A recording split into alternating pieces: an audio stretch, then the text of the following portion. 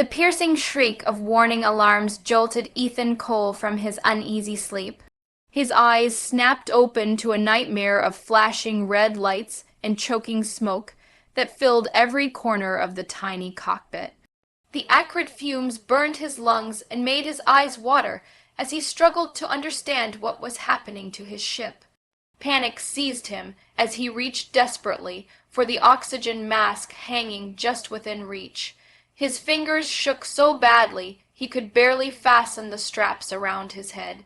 The taste of filtered air was a small relief, but it did nothing to calm the terror growing in his chest.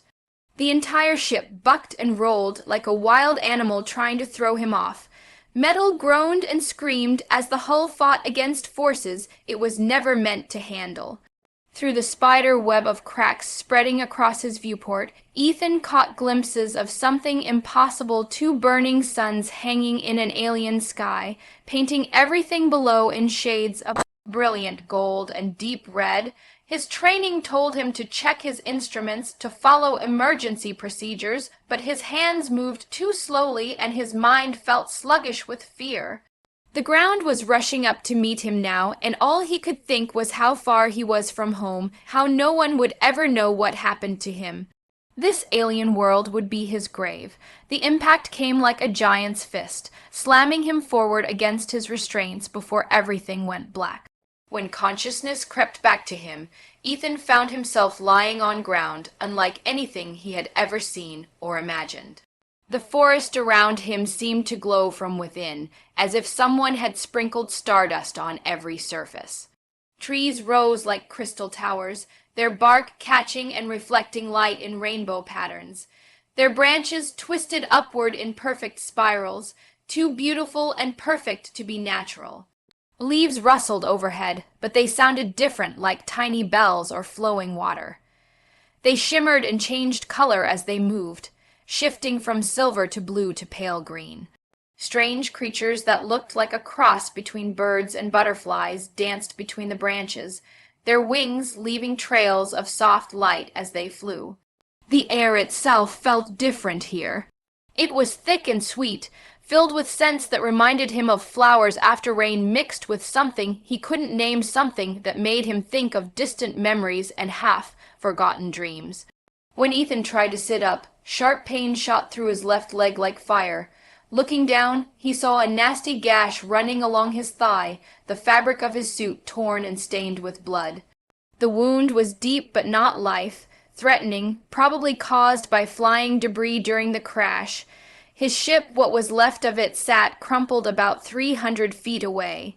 It looked like a child's broken toy, buried in the soft, spongy ground. Thin streams of smoke still rose from the wreckage, the only familiar sight in this strange new world. Ethan's hands shook as he checked his survival kit. The contents were pitiful: a small medical box, a translation device that probably wouldn't work on alien languages, and a basic knife. It wasn't nearly enough for what he was facing, but it would have to be enough. The antiseptic from the medical kit stung terribly as he cleaned his wound, but the familiar pain helped clear his head. As he worked, questions raced through his mind like a storm. Where was he? How had he ended up here? Most importantly, would anyone even think to look for him in this place? He glanced up at the twin suns, one large and red, the other smaller and more yellow, and felt his hopes sink. This wasn't just another planet in known space. This was somewhere completely new, somewhere no human had ever been before. He might truly be alone. Survival instincts kicked in, pushing aside his fear and despair. He needed to focus on the basics: food, water, and shelter.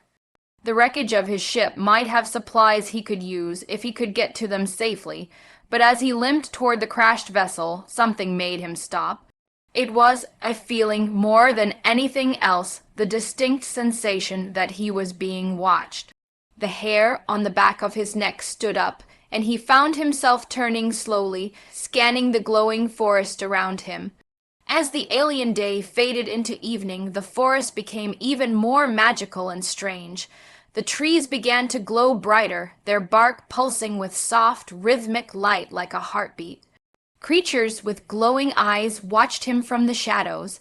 always darting away when he tried to look directly at them. Then he heard a sound that made his blood freeze in his veins. It started as a low hum, almost too quiet to notice, but it grew stronger and more complex. It was music, but unlike any music he had ever heard. It seemed to come from everywhere at once, weaving through the trees and wrapping around him like invisible threads. Ethan's heart hammered against his ribs as he pulled out his knife, gripping it tightly in his sweaty palm. He spun around, trying to find the source of the haunting melody, and that's when he saw them. Figures emerged from behind the glowing trees like spirits materializing from another world. They were tall and graceful, their movements so smooth they seemed to float rather than walk.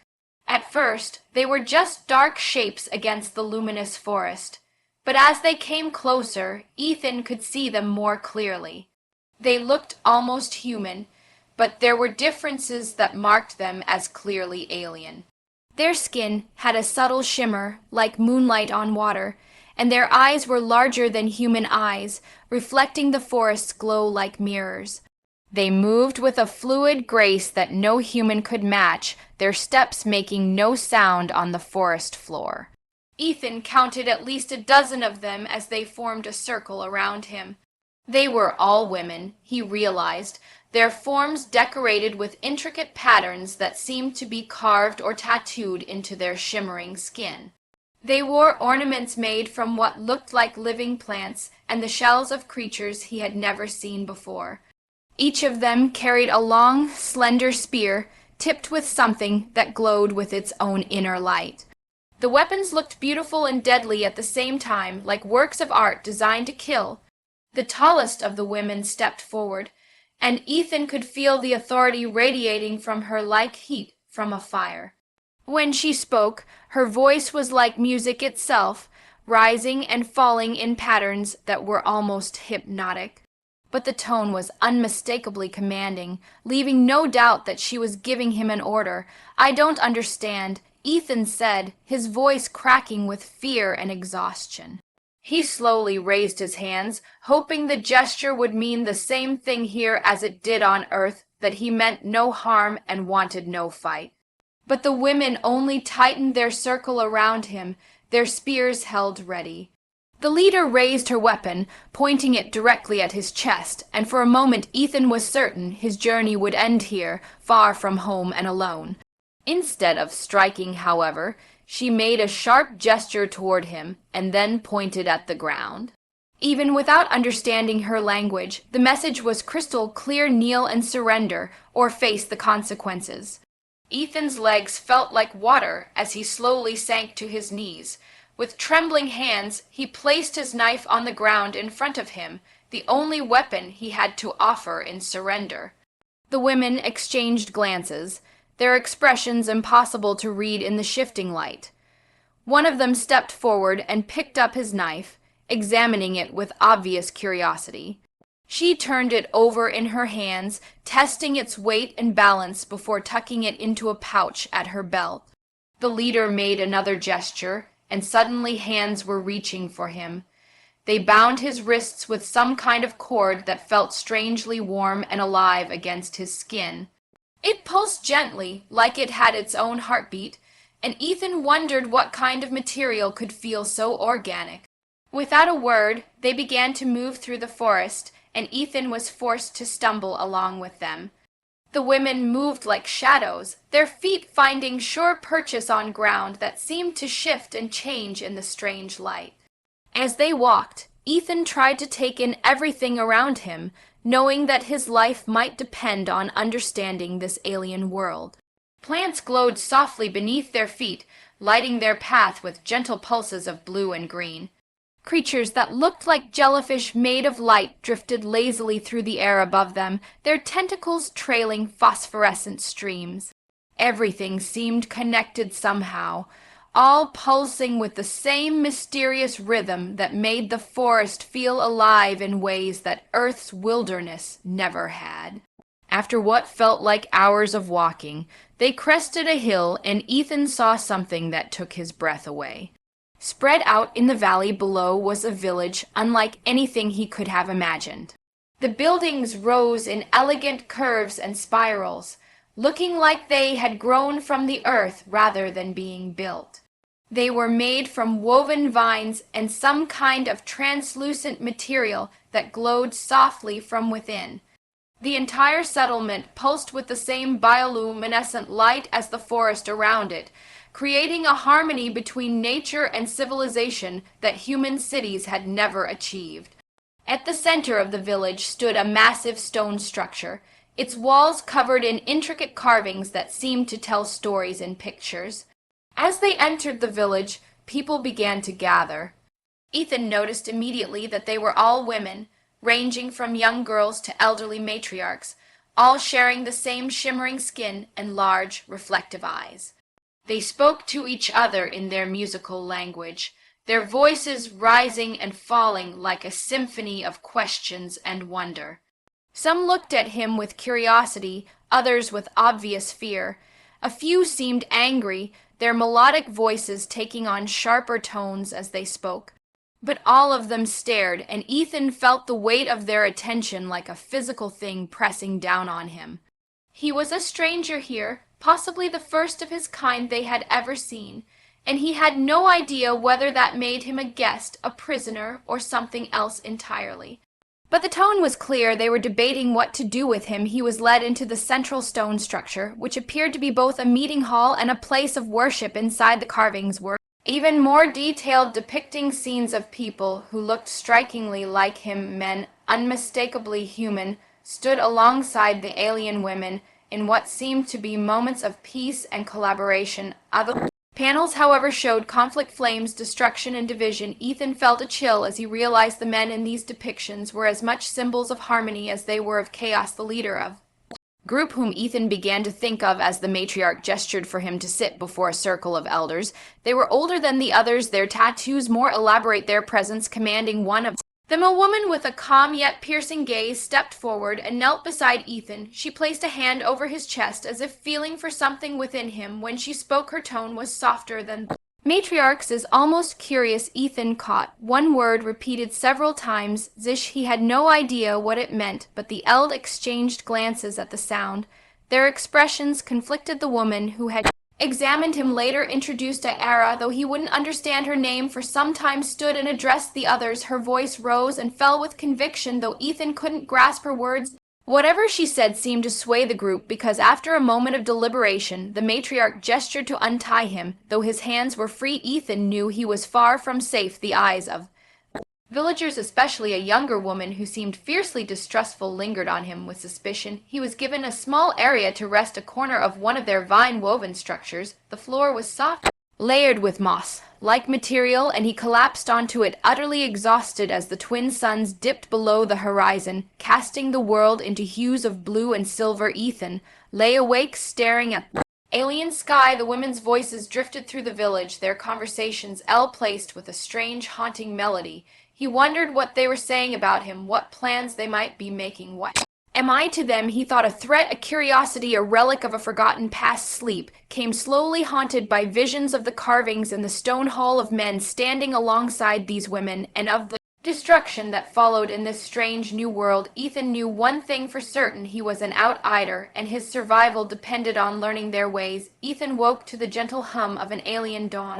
The light of the twin suns filtered through the woven walls of his temporary shelter, casting intricate patterns on the floor. His body ached from the previous day's events. Every muscle screamed protest as he sat up, but his scientist's curiosity burned brighter than his discomfort. He was alive. He was among intelligent beings, and most importantly, he had a chance to learn. Outside the village bustled with activity. The Zenari women moved with purpose, their tasks blending seamlessly into the natural rhythm of the environment. A group wove strands of glowing vine into baskets, while others tended to gardens of plants that seemed to pulse faintly, their roots half submerged in pools of crystal and water. There was no chaos, no shouting, just a quiet efficiency that reminded Ethan of a symphony, each part essential to the whole. But as he stepped outside, the symphony faltered, conversations hushed, and eyes turned toward him. Some women stared with open curiosity, while others watched with suspicion. Their expressions tight and guarded. Ethan raised a tentative hand in greeting, but the gesture went unanswered. He felt the weight of being an outsider pressing against him, and for a moment doubt threatened to consume him. What if they never accept me? His thoughts were interrupted by a familiar figure, the healer from the previous night. The one who had examined him, Ara, approached her. Expression calm yet inquisitive, she held out a bowl filled with something that looked like fruit, its surface iridescent and dotted with tiny glistening seeds. Ethan hesitated before taking it. Murmuring thank you, though she didn't understand his words, IH nodded, gesturing for him to follow. IH led him to a central clearing where a small group of women had gathered. They were seated in a semicircle, weaving what appeared to be a tapestry made of thin, flexible strands of glowing material. Their hands moved in precise, fluid motions, creating patterns that seemed to shimmer with life. Ethan couldn't help but marvel at the craftsmanship. This was no primitive society. The Zari's tools and techniques spoke of a civilization rich in tradition and innovation. IH gestured for him to sit beside her, and though some of the women shot away glances, they made room for him. She began speaking slowly, enunciating each word with care. As though teaching a child, she pointed to herself and said Era, then to Ethan, tilting her head expectantly. He caught on quickly responding. Ethan, a flicker of a smile crossed her face. She repeated his name, her melodic accent giving it a strange musical quality. Other women murmured among themselves, and though Ethan couldn't understand, he sensed the tension easing, if only slightly, for the next hour. IH introduced him to simple words and phrases, pointing to objects and waiting for him to repeat their names. He learned the word for Trina for water sill, and for the twin sons Lura, and though the Zari language was complex, filled with subtle intonations that changed meaning, but Ethan's fascination kept frustration at bay. Each new word was a thread in the tapestry of understanding, a bridge between their worlds. As the day unfolded, Ethan was brought deeper into the rhythms of Zinari life. He was led to the gardens where he observed how they cultivated the glowing plants. One of the women demonstrated how to extract a thick sap, light substance from the roots, a substance that glowed faintly and seemed to harden into a durable material when exposed to air. Ethan watched with growing admiration, his scientific mind racing to understand the chemical properties at play. He was also introduced to their food preparation methods. A group of women ground seeds into a fine powder using smooth, polished stones, then mixed it with water to create a dough that emitted a faint, pleasant aroma. When baked over an open flame, the resulting bread glowed faintly, its surface speckled with tiny bioluminescent dots. Ethan tasted it, hesitantly surprised by its sweet, nutty flavor. As he worked alongside the women, he noticed their initial weariness giving way to cautious curiosity. One of the younger women, Kira, seemed particularly intrigued. She was a fierce-looking warrior, her body marked with sharp geometric tattoos that shimmered faintly. Though she had been among the most skeptical the day before, she now watched him with a calculating gaze as though reassessing her opinion. Kira broke the silence at one point, holding up a spear and gesturing for Ethan to follow her. He hesitated, unsure of her intentions, but Araya gave him an encouraging nod. They ventured to the edge of the village where Kira demonstrated the Zari's hunting techniques. She moved with fluid precision, her spear slicing through the air as she mimicked the motions of a hunt. Ethan was no stranger to survival training, and though his movements lacked her elegance, he managed to replicate her actions well enough to draw a raised eyebrow of approval.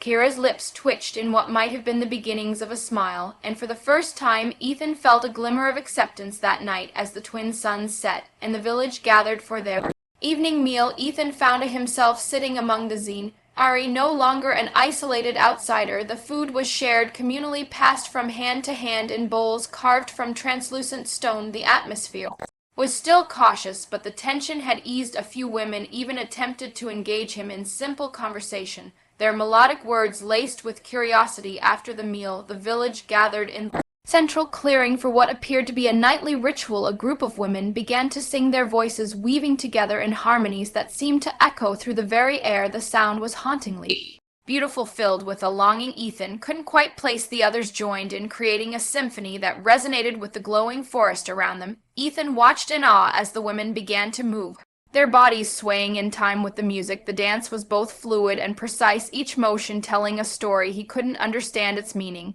but he felt its power, a connection to the land, to each other and to something greater than themselves. Ara, seated beside him, noticed his fascination. She gestured to the dancers, then to the carvings on the stone walls visible in the distance. Her voice was soft as she spoke a single word, zones. Ethan frowned, recognizing the word from earlier. He pointed to the carvings, then to himself, repeating it.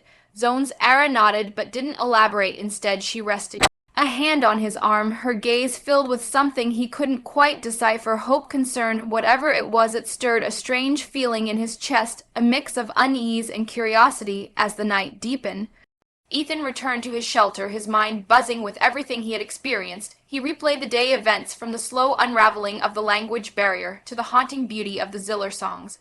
He thought of Kira's calculating gaze, of Araya's gentle guidance, and of the mysterious word zone ash, which seemed to carry a weight he didn't yet understand, lying on the soft moss of his shelter. He stared at the alien sky, where the twin suns had been replaced by a cascade of unfamiliar stars. For the first time since his crash, he felt a flicker of something he hadn't dared to hope for: belonging.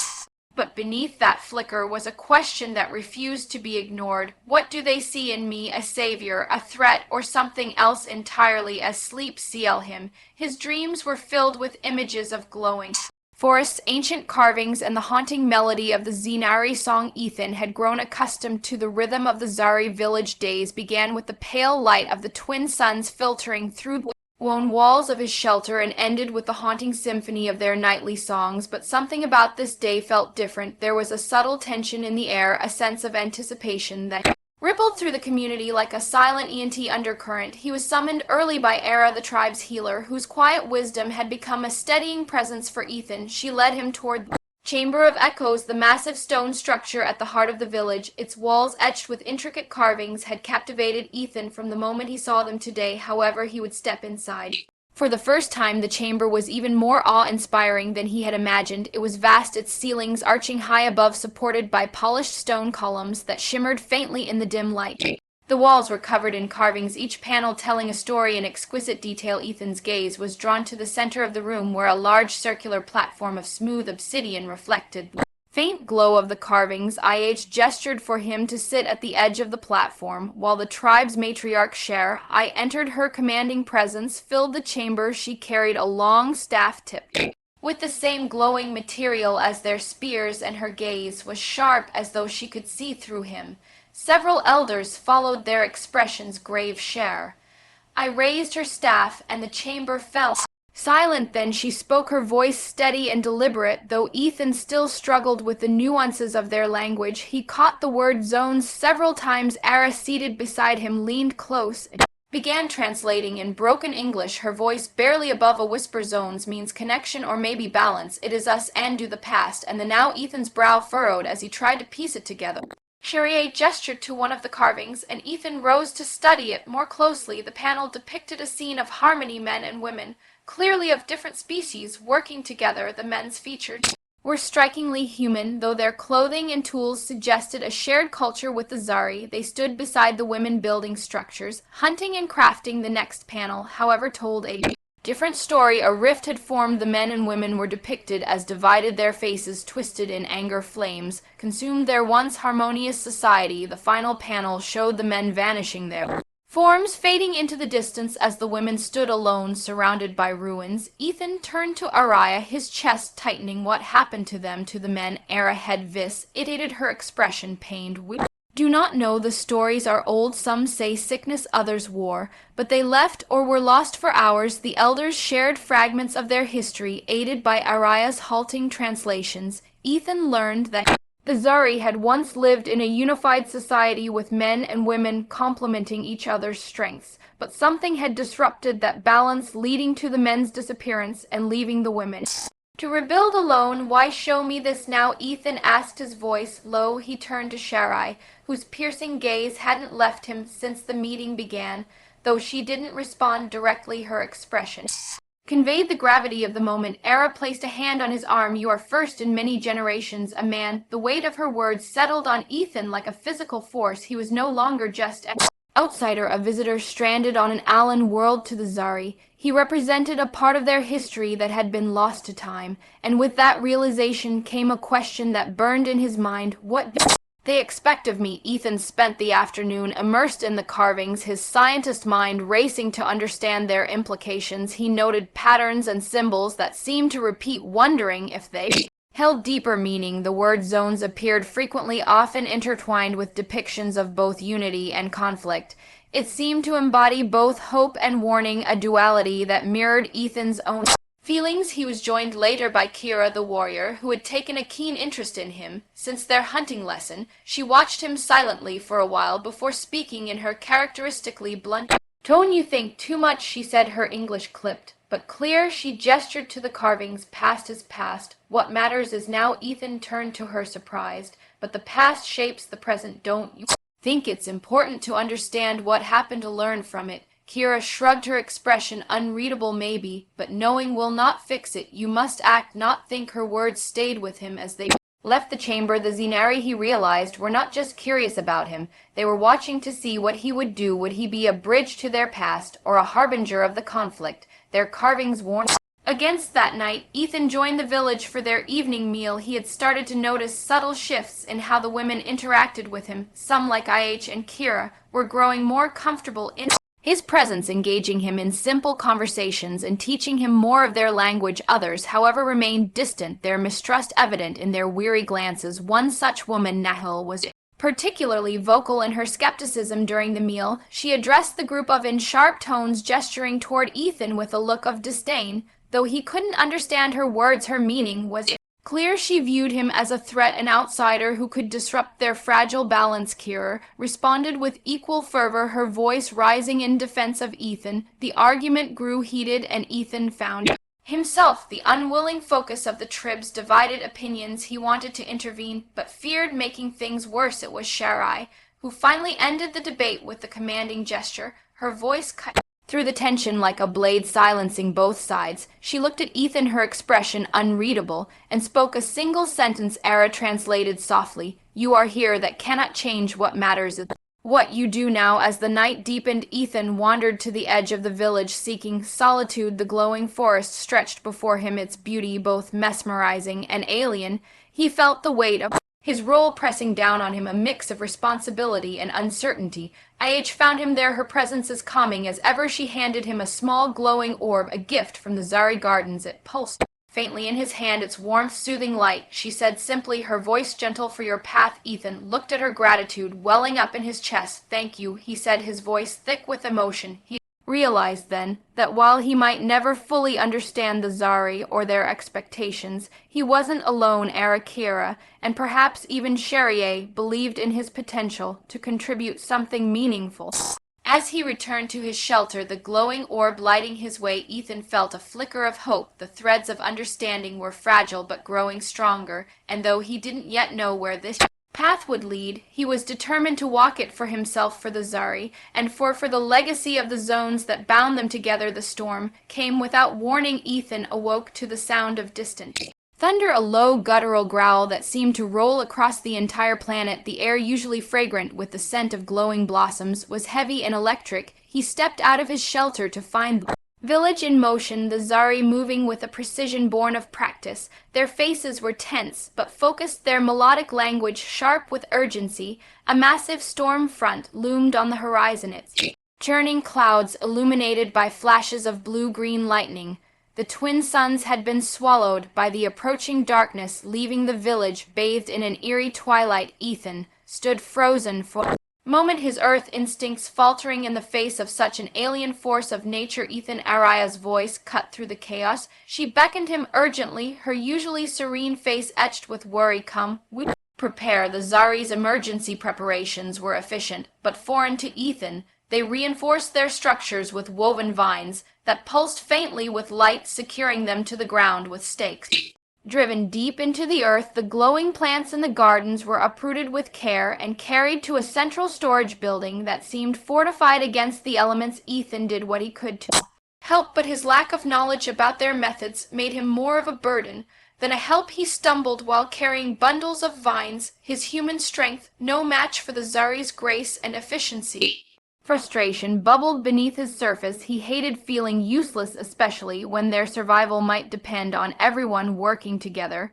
Kira noticed his struggles and approached her, expression Unreadable, she handed him a smaller bundle of vines, her movements quick and deliberate tie like this. She demonstrated with swift motions, binding the vines in a knot that glowed faintly as it tightened. Ethan nodded and mimicked her actions. His knots weren't as elegant, but they held. Kira grunted approval and moved on, leaving Ethan with a sense of determination. He wasn't going to stand by while the storm bore down on them, not after everything the Zari had done for him. As the first drops of rain fell, the storm's true ferocity revealed itself. Wind howled through the village, ripping leaves from the trees and sending loose debris flying. The glowing trees that bordered the village s violently, their spiraling branches creaking under the strain. The Zari worked tirelessly to secure their homes, their melodic language rising in chants that seemed to steady them against the chaos. Ethan found himself alongside IH and Kira, helping to anchor a large structure that housed the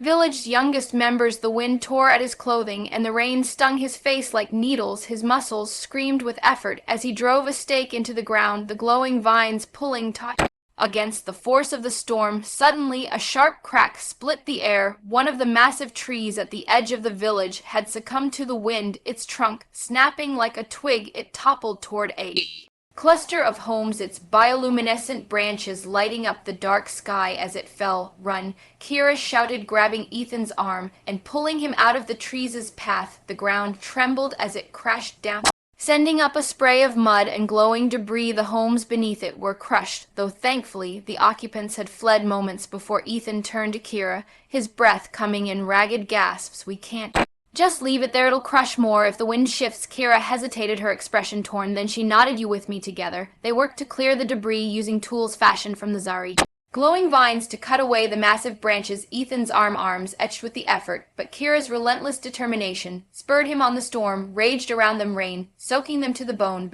They pressed on, driven by a shared purpose. At one point, Ethan slipped in the mud, landing hard on his side. He groaned and tried to push himself up, but his strength was failing. Kira crouched beside him, her fierce eyes locking onto his weakness. Kill, she said, her tone sharp, but not unkind. Fight, stand. Ethan gritted his teeth and pushed himself to his feet, leaning on Kira for support. Together, they managed to clear enough of the debris to stabilize the area, preventing further damage. When they finally returned to the shelter, drenched and exhausted, Kira clapped him on the shoulder with surprising warmth. Not useless, she said, her lips quirking in what might have been a smile. By morning, the storm had passed, leaving the village battered but intact. The Zari gathered in the central clearing to assess the damage. Several homes had been destroyed, and the gardens were in disarray, but no lives had been lost, a fact they celebrated with quiet gratitude. Ethan sat on a fallen log, watching as women worked to rebuild. His body etched, and his hands were blistered from the night's efforts. But a sense of pride filled him. For the first time, he felt like he had truly contributed to their survival.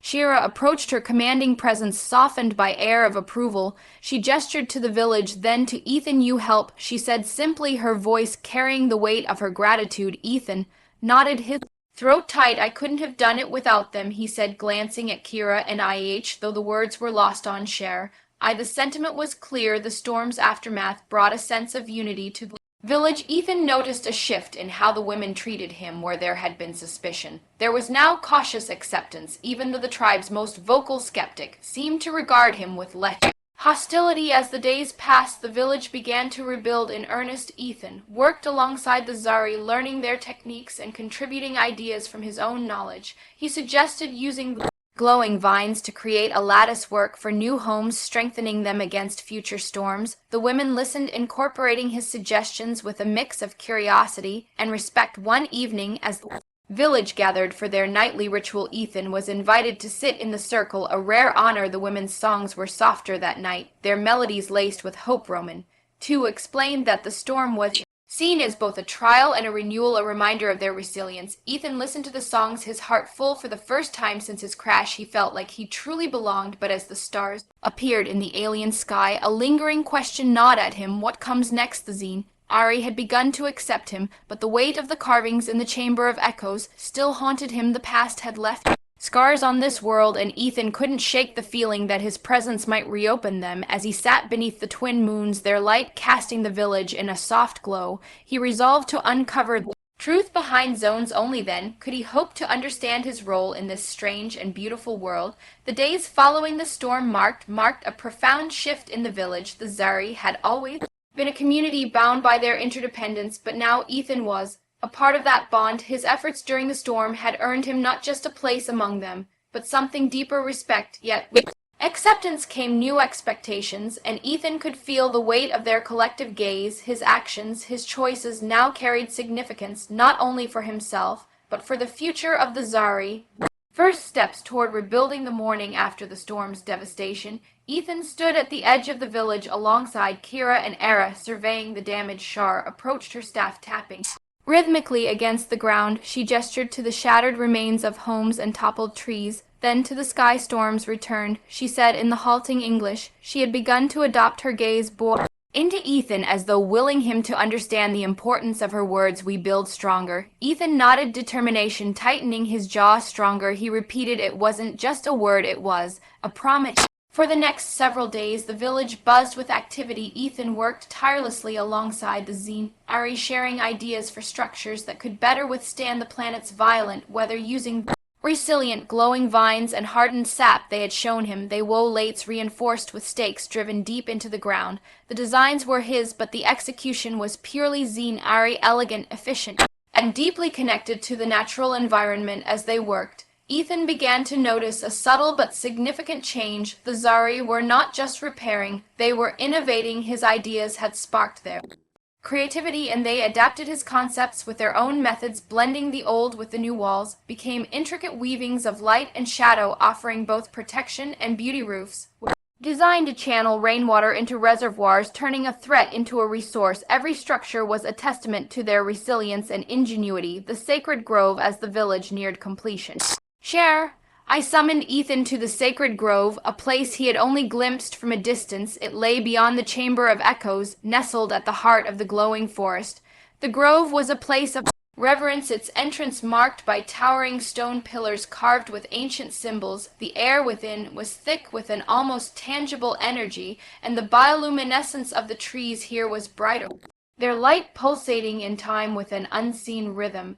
Era and Kira accompanied him, their expressions somber. As they entered, Ethan noticed a central altar made of obsidian, similar to the platform in the Chamber of Echoes. Around it were carvings far older than any he had seen before. They depicted not just the Zari's history, but something deeper, a cycle of destruction and renewal, of separation and unity. Sherry placed a hand on the altar and began to speak, her voice low and deliberate. Era translated softly, her words filled with gravity. This place is heart of Zari. Here we remember, here we decide. Ethan frowned, unsure of her meaning. Decide what? Ara hesitated, then continued. Your place here or beyond? The realization hit him like a physical blow. This wasn't just a ceremony, it was reckoning. The Zari needed to know whether Ethan would stay and help shape their future, or if he would pursue a way back to Earth, potentially taking with him the secrets of their world. The trial of convergence. Sharai explained that Ethan's decision couldn't be made lightly. It required convergence, a ritual that tested not only the body but the spirit. It was a trial designed to ensure that those who chose to stay were truly committed to the Zari's way of life. The trial began at dusk. Ethan was led to a clearing where a circle of glowing stones marked the arena. The village gathered to watch, their faces illuminated by the soft light. Kira stepped forward, her expression fierce yet supportive. You face yourself, she said simply. No weapons, only will. The trial consisted of 3 challenges. First tested endurance. Ethan was made to carry a heavy burden, a large stone etched with glowing runes across the uneven terrain of the forest. The Zari followed in silence, their presence both a reminder of their expectations and a source of encouragement. His muscles burned and sweat drenched his body, but he refused to falter. He thought of the storm, of the trust he had earned, and of the word zones. This was his connection to them, his way of proving he belonged. The second challenge tested genuity. Ethan was presented with a broken object, one of the trib's tools used for harvesting sap. He was given no instructions, only the raw materials needed for repair. The crowd watched intently as he examined the tool, his mind racing. He remembered the techniques he had learned from the Zari and applied them, weaving the glowing vines with meticulous care. When he held up the repaired tool, a ripple of approval passed through the onlookers. The final challenge was the most daunting. Ethan was led to the sacred grove, where he was instructed to spend the night alone meditating on his choice.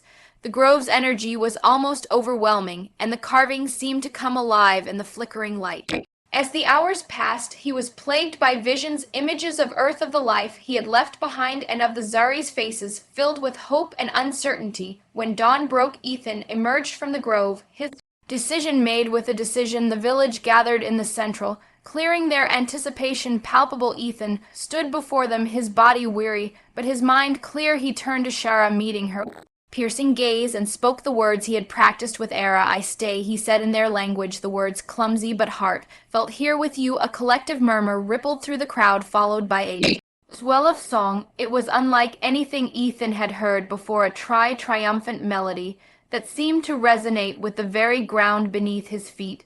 Kira clasped his shoulder, her fierce expression softening. For the first time, IH smiled, her eyes shining with pride. Share. I stepped forward, her expression unreadable. She placed a hand on Ethan's chest and spoke a single word: "Zones, a new beginning."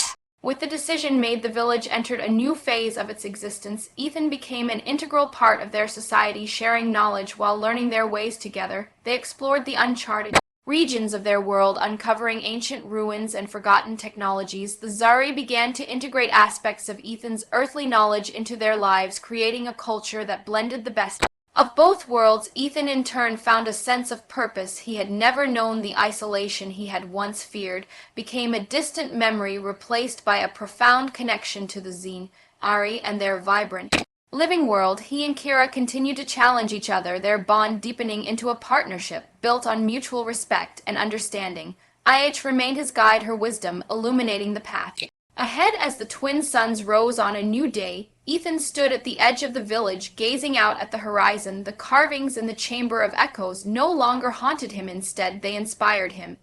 Reminder of the delicate balance he and the Zari had begun to restore. This was his home now, a world not of his birth, but of his choosing, and together they would shape a future neither could have imagined alone.